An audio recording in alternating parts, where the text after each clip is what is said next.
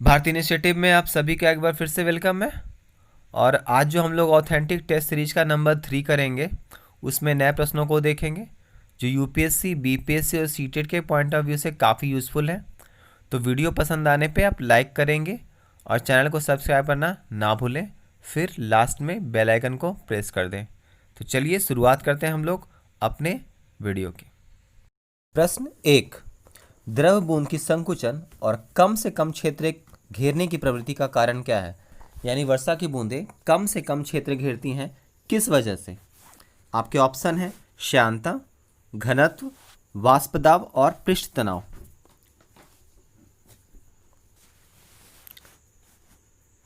सही उत्तर है पृष्ठ तनाव, डी।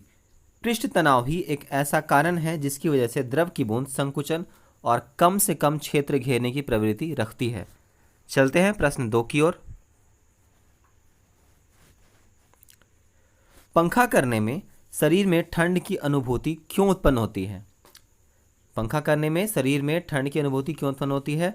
शरीर पर आर्द्रता के वाष्पन के कारण, वायु ठंडी होने के कारण, पंखे के डिजाइन में विशिष्टता के कारण, वायु में कुछ विशेष गैसें होती हैं जिनकी वजह से। तो आपका उत्तर है ए। शरीर पर आर्द्रता के वाष्पन के कारण ठंडी का अनुभव होता है। बाकी नीचे के जो तीनों ऑप्शन दिए हुए हैं उनमें कोई लॉजिक नहीं है और कोई भी साइंटिफिक वर्क नहीं हो रहा है। प्रश्न 3, बिहार राज्य की पूर्व से पश्चिम की अधिकतम चौड़ाई कितनी है? यह प्रश्न बीपीएससी के पॉइंट ऑफ व्यू से काफ़ी इंपॉर्टेंट है। बिहार राज्य की पूर्व से पश्चिम की अधिकतम चौड़ाई कितनी है? 345 किलोमीटर, 483 किलोमीटर, 485 किलोमीटर या 364 किलोमीटर? आपका उत्तर है बी, 483 किलोमीटर। 483 किलोमीटर 483 किलोमीटर कितनी चौड़ाई है? तो बिहार राज्य की पूर्व से पश्चिम की। प्रश्न 4, भारत के कितने प्रतिशत क्षेत्र पर बिहार फैला हुआ है? एक बार फिर से ये क्वेश्चन बिहार से है। भारत के कितने प्रतिशत क्षेत्र पर बिहार फैला हुआ है? 4.8%, 4.12%, 5.2% या फिर 2.86%? आपका उत्तर है डी, 2.86%। यानी भारत के 2.86% भाग पर बिहार फैला हुआ है। प्रश्न 5, बिहार राज्य में सर्वाधिक ऊंचा स्थान किस प्राकृतिक प्रदेश में स्थित है? प्रश्न एक बार फिर से, बिहार राज्य में सर्वाधिक ऊंचा स्थान किस प्राकृतिक प्रदेश में स्थित है? हिमालय का पर्वत पदीय भाग, दक्षिण श्रेणी का निम्न पठारी भाग, गंगा का मैदानी भाग या दक्षिण सीमावर्ती पहाड़ियों में?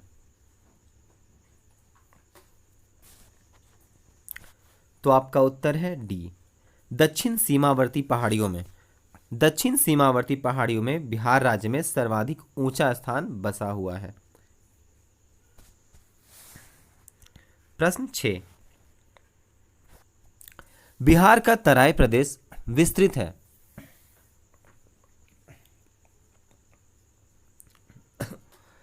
छोटा नागपुर पठार के उत्तरी कगार के समानांतर, भारत नेपाल सीमा के समानांतर, रोहतास पठार के पूर्वी कगार के समानांतर या राजमहल पहाड़ियों के पश्चिमी सीमा के समानांतर?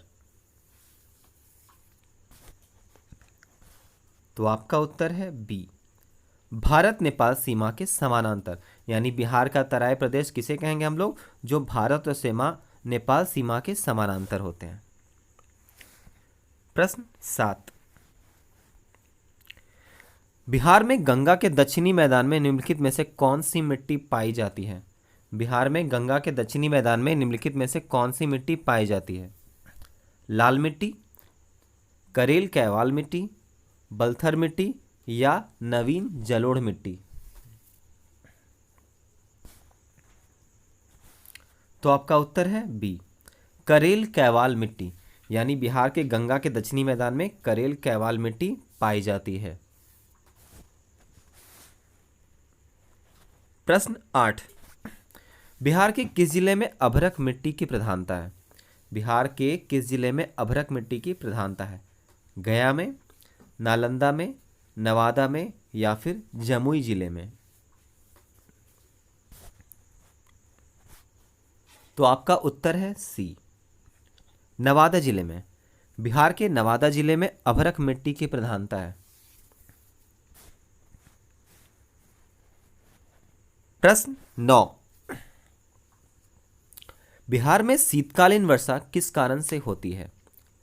बिहार में शीतकालीन वर्षा किस कारण से होती है? मानसूनी हवाओं से, लौटते मानसून से, भूमध्य सागर की ओर से आने वाले चक्रवातों से, बंगाल की खाड़ी से आने वाली चक्रवातों से?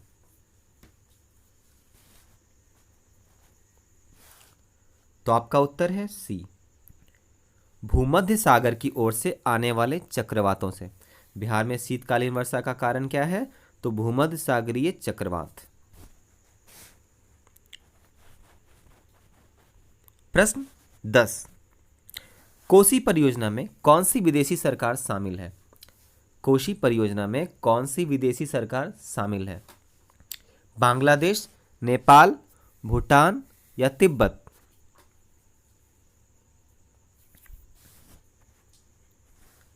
तो सही उत्तर है ऑप्शन बी, नेपाल। यानी कोसी परियोजना में कौन सी विदेशी सरकार शामिल है? तो नेपाल सरकार। प्रश्न 11, निम्नलिखित में से कौन सा नगर गंगा के किनारे नहीं बसा है? निम्नलिखित में से कौन सा नगर गंगा के किनारे नहीं बसा है? फतुहा, मुंगेर, समस्तीपुर, भागलपुर?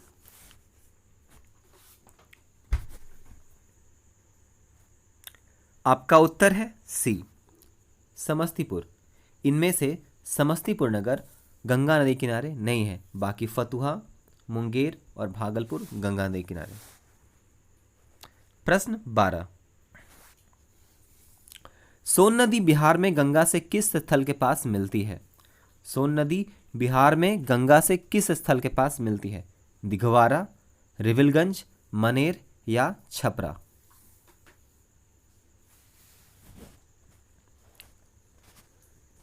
आपका उत्तर है दिघवारा।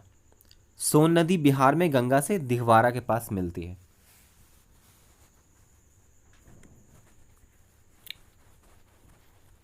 प्रश्न 13, निम्नलिखित में से सबसे भारी धातु कौन है? निम्न में से सबसे भारी धातु कौन है? सोना, चांदी, पारा या प्लैटिनम?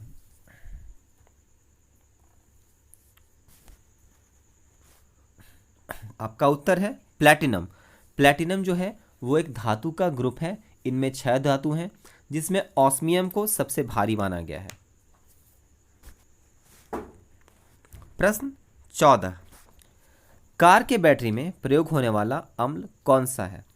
एसिटिक अम्ल, हाइड्रोक्लोरिक अम्ल, नाइट्रिक अम्ल या फिर सल्फ्यूरिक अम्ल?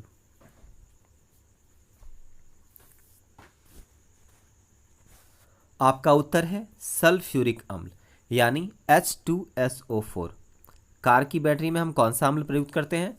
तो H2SO4, ठीक है। ऐसे इसके घटक में लेड ऑक्साइड को प्रमुख माना जाता है। प्रश्न 15, बिहार के निम्नलिखित जिलों में से कौन सा जिला नेपाल के साथ सीमा साझा नहीं करता है? बिहार के कौन से जिले हैं जो नेपाल के साथ सीमा साझा करते हैं और इनमें कौन सा है जो नहीं साझा करता है? मधुबनी, किशनगंज, सीतामढ़ी, पूर्णिया? उपयुक्त में से कोई नहीं या उपयुक्त में से कोई एक से अधिक? तो आपका उत्तर है पूर्णिया।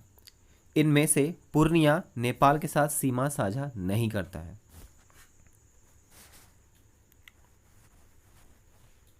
प्रश्न 16, सिंधु घाटी सभ्यता की सबसे महत्वपूर्ण विशेषता क्या है?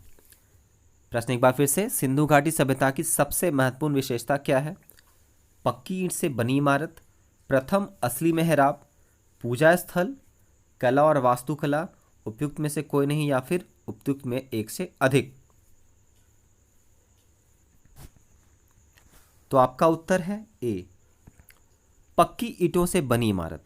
यानी सिंधु घाटी सभ्यता की सबसे महत्वपूर्ण विशेषता पक्की ईंटों से बनी इमारत है। प्रश्न 17, कौटिल्य की पुस्तक अर्थशास्त्र किस विषय पर आधारित है? कौटिल्य की पुस्तक अर्थशास्त्र किस विषय पर आधारित है? आर्थिक संबंध, शासन कला के सिद्धांत और अभ्यास, विदेश नीति, धन संचय, उपयुक्त में से कोई नहीं या उपयुक्त में एक से अधिक।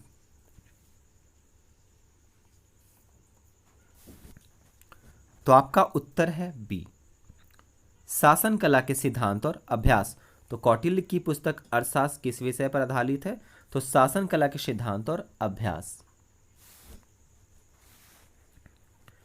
प्रश्न 18, अशोक के धम्म का मूल संदेश क्या है? अशोक के धम्म का मूल संदेश क्या है? राजा के प्रति वफादारी, शांति एवं अहिंसा, बड़ों का सम्मान, धार्मिक सहनशीलता, उपयुक्त में से कोई नहीं या उपयुक्त में से एक से अधिक।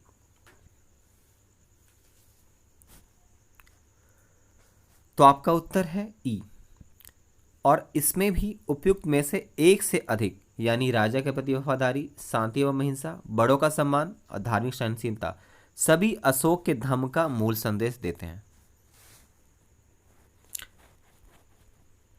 प्रश्न 19, मौर्य साम्राज्य का 7 वर्गों में विभाजन का विशेष रूप से उल्लेख किया गया है किस में?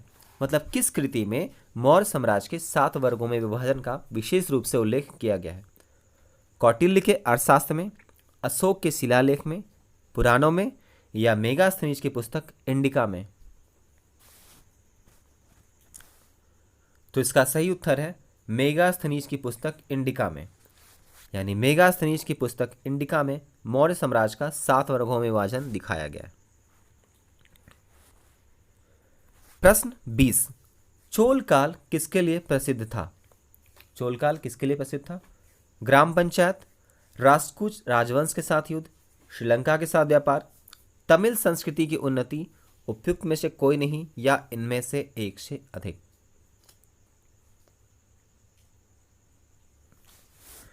आपका उत्तर है ई, एक बार फिर से इनमें से एक से अधिक, यानी उस समय ग्राम पंचायत के लिए भी ये फेमस था, राष्ट्रकूट राजवंश के साथ युद्ध भी हुआ था, श्रीलंका के साथ भी इनका व्यापार था और तमिल संस्कृति की उन्नति। तो चोल काल इन सारी बातों के लिए फेमस था। प्रश्न 21, भारत में कागज का प्रयोग कब से प्रारंभ हुआ? भारत में कागज का प्रयोग कब से प्रारंभ हुआ? 12वीं शताब्दी, 13वीं शताब्दी, 14वीं शताब्दी और 15वीं शताब्दी।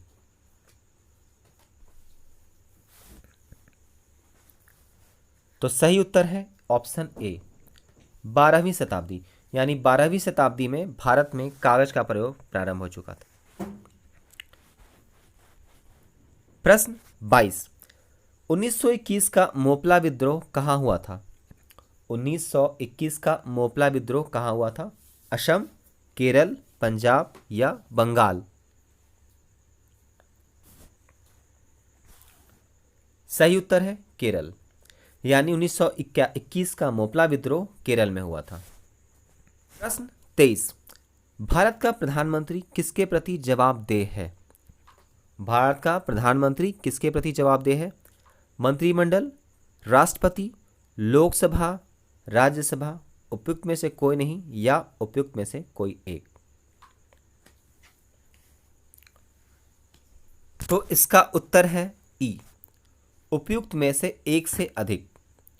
उपयुक्त में से एक से अधिक, यानी ये राष्ट्रपति और लोकसभा, ठीक है, दोनों के प्रति जवाबदेह है, इसलिए हमारा उत्तर क्या हो जाएगा? ऑप्शन ई, उपयुक्त में से एक से अधिक।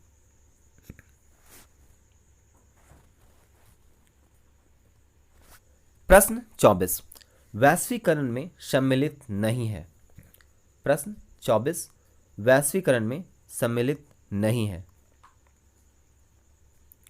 आयात शुल्क में कमी, आयात लाइसेंसिंग का उन्मूलन, प्रत्यक्ष विदेशी निवेश का उन्मुख प्रवाह, सार्वजनिक क्षेत्र की इक्विटी का विनिवेश।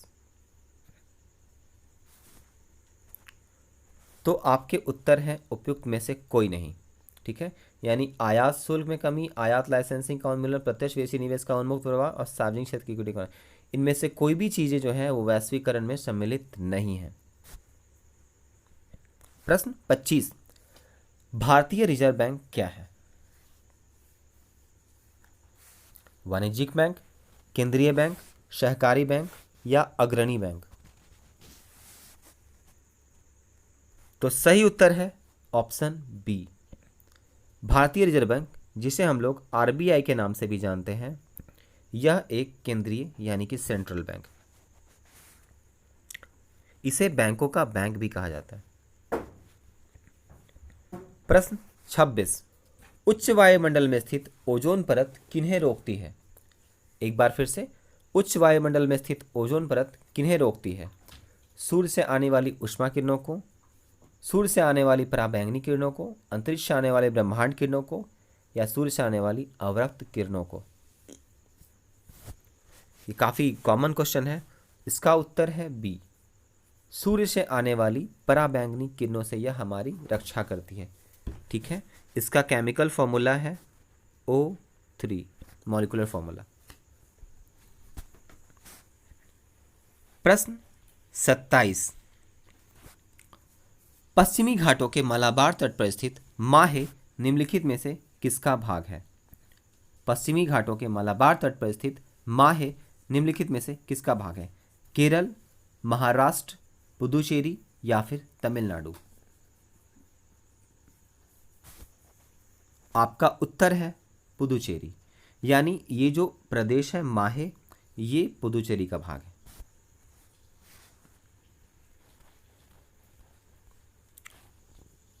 प्रश्न 28, निम्नलिखित में से यहाँ पे मिस्टेक से 2 हो गया है। इनमें से नदियों की लंबाई का सही अवरोही क्रम हमें बताना है। इसमें ऑप्शन पढ़ने की कोई ज़रूरत नहीं है, आप इसको खुद से देखकर समझें और तब अपने आंसर लगा सकते हैं।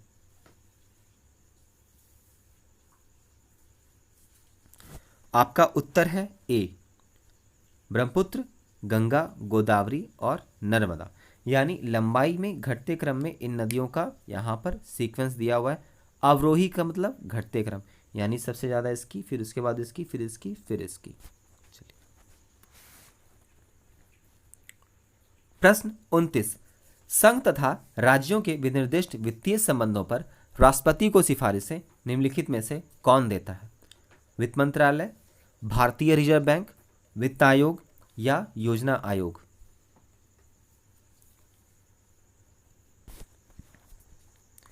तो आपका सही उत्तर है वित्त आयोग। ठीक है, वित्त आयोग संघ तथा राज्यों के विनिर्दिष्ट वित्तीय संबंधों पर राष्ट्रपति को सिफारिशें निम्नलिखित में से कौन देता है? तो वित्त आयोग देता है।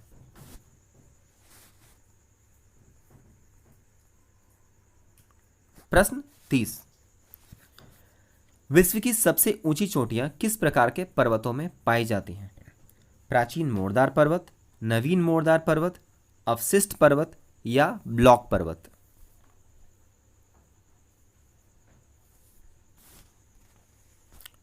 तो आपका उत्तर है नवीन मोरदार पर्वत, यानी विश्व की सबसे ऊंची चोटियां नवीन मोरदार पर्वतों में पाई जाती हैं।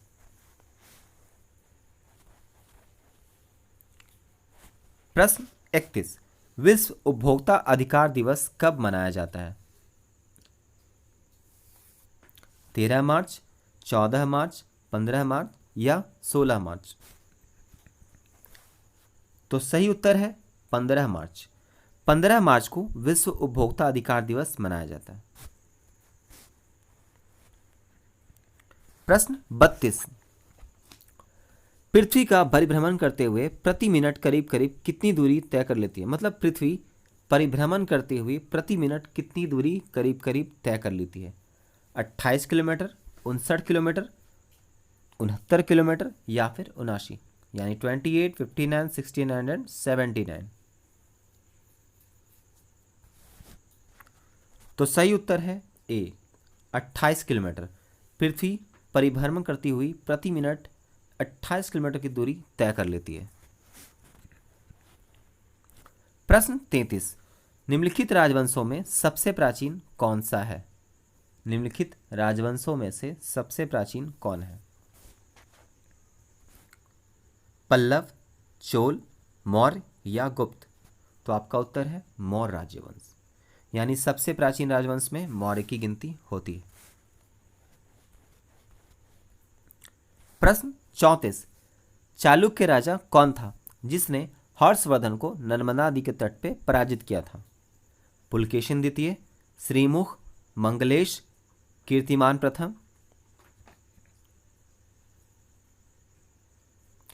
तो आपका उत्तर है ए, पुलकेशिन द्वितीय।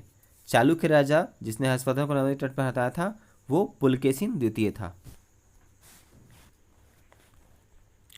प्रश्न 35, निम्नलिखित भारतीय शासकों में से अकबर के समकालीन कौन थे? निम्न भारतीय शासकों में अकबर के समकालीन कौन थे? रानी दुर्गावती, अहिल्याबाई, मार्तंड वर्मा या राजा सवाई जयसिंह?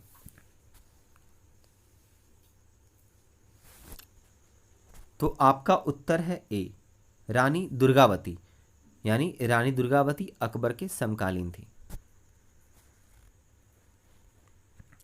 प्रश्न 36, निम्नलिखित में से कौन सी एक नकदी फसल है? गेहूं, बाजरा, धान और रबड़? तो आपका उत्तर है रबड़। इसे कैश क्रॉप्स भी कहा जाता है। नकदी फसल का मतलब क्या हुआ? Cash crops.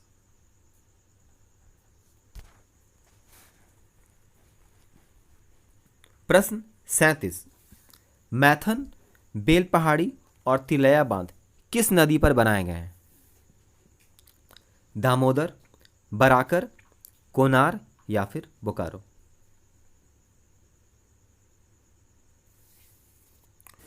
आपका उत्तर है बी, बराकर, यानी मैथन, बेल पहाड़ी और तिलैया बांध बराकर नदी पर बनाए गए हैं। ध्यान रखिए। प्रश्न 38, बिहार में राष्ट्रीय राजमार्गों की कुल लंबाई कितनी है? 1913 किलोमीटर, 1099 किलोमीटर, 1313 किलोमीटर या फिर 1371 किलोमीटर? तो आपका उत्तर है ए, 1913 किलोमीटर। बिहार में राष्ट्रीय राजमार्गों यानी कि एनएच, नेशनल हाईवेज, इसकी कुल लंबाई कितनी है? 1913 किलोमीटर। प्रश्न 39, निम्नलिखित भारतीय नगरों में से किसकी अवस्थिति सबसे अधिक दक्षिणवर्ती है? हैदराबाद, विशाखापट्टनम, पणजी या बेलगाम?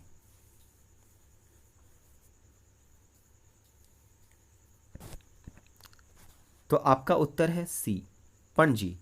देखिए ये काफ़ी ट्रिकी है। ये जितने भी प्रदेश आपको दिए हुए हैं यहाँ पे आपको एक चीज़ समझना होगा कि अगर ये इंडिया का मैप है तो आप ध्यान से देखिएगा। मैं इसको फिर से ड्रॉ कर देता हूँ।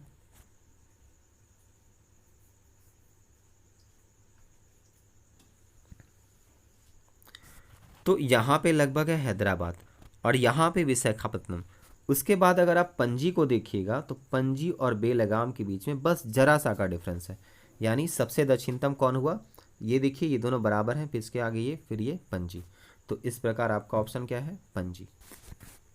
प्रश्न 40, निम्नलिखित कथनों पर आपको विचार करना है। ठीक है, पहला है निगम कर सीमा शुल्क केवल संघ के पास जाते हैं। दूसरा है आयकर पर अधिभार तथा स्टाम्प शुल्क केवल राज्यों के पास जाते हैं। उपरोक्त कथनों में से कौन सा सही है? केवल एक, केवल दो, दोनों, तो ना ही एक और ना ही दो? तो आपका उत्तर है सी, दोनों, एक और दो। याद रखिएगा कि निगम कर सीमा शुल्क संघ के पास जाते हैं और आयकर पर अधिभार तथा स्टाम्प शुल्क लगाए जाते हैं केंद्र सरकार के द्वारा, लेकिन इनको रखता है कौन? तो राज्य सरकार का ही अधिकारी।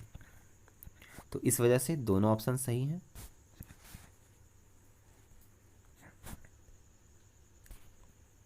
प्रश्न 41, निम्न में से किस देश की सीमा बांग्लादेश से मिलती है?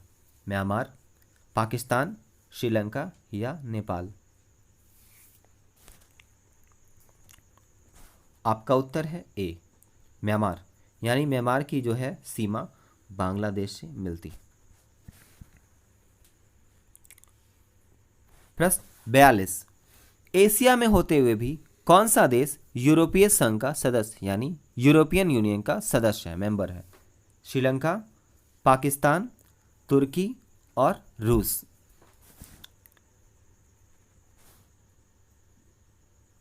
तो आपका उत्तर है सी, तुर्की। यानी तुर्की जो है वो यूरोपीय संघ का सदस्य है एशिया में होने के बावजूद। प्रश्न 43, एशिया महादेश में कुल कितने देश हैं? प्रश्न एक बार फिर से, एशिया महादेश में कुल कितने देश हैं? 47, 74, 37 या फिर 50? आपका उत्तर है ए, 47। एशिया महादेश में कुल 47 देश हैं। प्रश्न 44, भोपाल गैस त्रासदी के लिए कौन सी बहुराष्ट्रीय कंपनी जिम्मेदार थी? यूनियन कार्बाइड, यूनिलीवर, नोकिया या टोयोटा? तो आपका उत्तर है यूनियन कार्बाइड।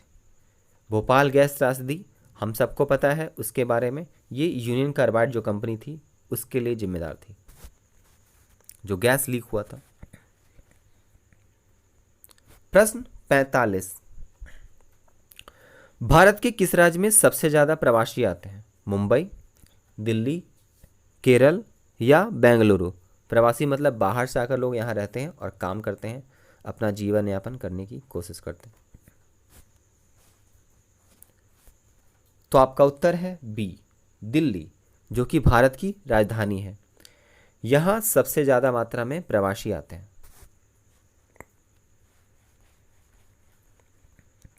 प्रश्न 46, एक रेलवे टिकट में पीएनआर में पी किसके लिए आता है? एक रेलवे टिकट में पीएनआर में पी किसके लिए आता है? पब्लिक, प्रिवेंशन, पैसेंजर या पीपल?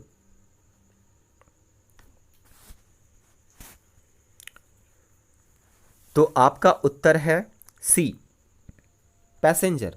आप जैसा कि आप सबको पता है कि पीएनआर का फुल फॉर्म होता है पैसेंजर नेम रिकॉर्ड, यानी पैसेंजर नेम रिकॉर्ड। आप इससे आप अपना स्टेटस भी चेक करते हैं कभी कभी। प्रश्न 47, कौन सा अम्ल कांच को घोल सकता है?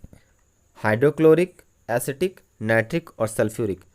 माफ कीजिएगा, यहाँ पे हाइड्रोक्लोरिक नहीं है, हाइड्रोफ्लोरिक है, ध्यान दीजिएगा, ये क्लो हो गया है, यहाँ पे फ होगा, हाइड्रोफ्लोरिक। तो आपका उत्तर है ए, यानी हाइड्रोफ्लोरिक अम्ल। ध्यान से देखिएगा, हाइड्रोफ्लोरिक अम्ल यानी हाइड्रोफ्लोरिक एसिड जो है वो रिस्पॉन्सिबल है, जो कांच को भी मेल्ट कर सकता है। प्रश्न 48, वनस्पति घी में क्या होता है? एकल असंतृप्त वसा, बहु असंतृप्त वसा, वशीय अम्ल या पारावशाएं? तो आपका उत्तर है ए, एकल असंतृप्त वसा। वनस्पति घी में क्या होता है? एकल असंतृप्त वसा। प्रश्न 49, ब्रह्मांड में सबसे ज्यादा पाया जाने वाला तत्व कौन सा है? हाइड्रोजन, ऑक्सीजन, नाइट्रोजन या कार्बन? तो सही उत्तर है हाइड्रोजन। वैसे भी हमें पता है कि हाइड्रोजन जो है काफी ज्यादा मात्रा में ब्रह्मांड में पाया जाता है। प्रश्न 50, बायोडीजल किससे बनता है? अल्कोहल, सेलुलोज, ऑयल या फिर घास? आपका उत्तर है घास। बायोडीजल बनाने में किसका इस्तेमाल किया जाता है? तो घास का। उम्मीद है ये वीडियो आपको पसंद आई होगी, और अगर पसंद आया है तो आप चैनल को सब्सक्राइब करना और वीडियो को लाइक करना ना भूलें। मिलते हैं हम लोग अगली सीरीज में नए प्रश्नों के साथ। तब तक के लिए धन्यवाद।